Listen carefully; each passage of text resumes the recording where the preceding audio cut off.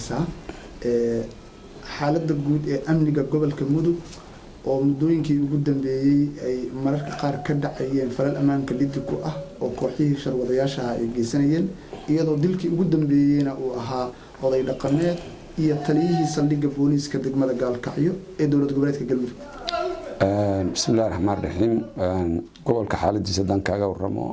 xaaladu waa iska degantaa boqolkiiba boqol waxyaalahaasina meel kasta way ka dhacaan oo qadar rabbi bay iska ahayd haddana xaaladu waa iska degantaa boqolkiiba boqol. kasoko dhinaca amniga maxaa tallaabooyin ah oo ciidamada booliiska ay qaadeen oo dad lagu qabtay ama waxun lagu daba joogo? waa tallaabooyin badan baan qaadnay oo magaalada waxaa ka jira waad ogtaa baryahan dambe in lagu sameeyo dabagal wixii dhacay dad badanna waa la soo xirxiray qaarna hadda way xiran yihiin qaarna wixii dambi lagu waayay waa la iska sii daayay runtana hadday ka soo bixi doontaa insha allahu sidaasina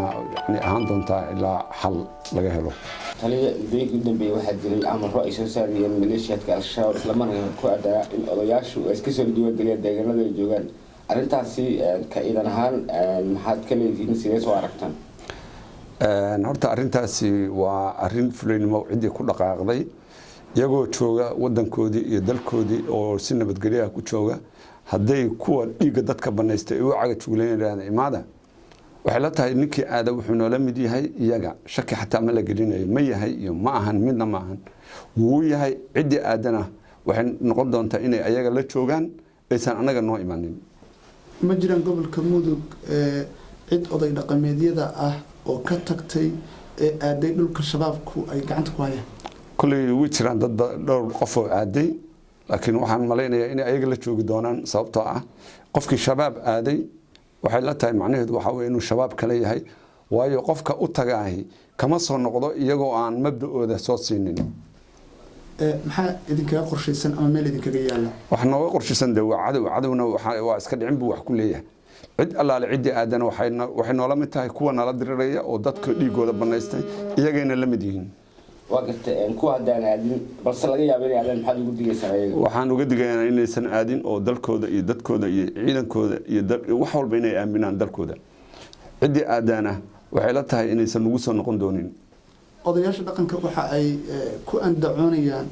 aadista shabaabku inay sabab uga dhigayaan ammaankooda iyo nafsadooda in ay ku badbaadsanayaan.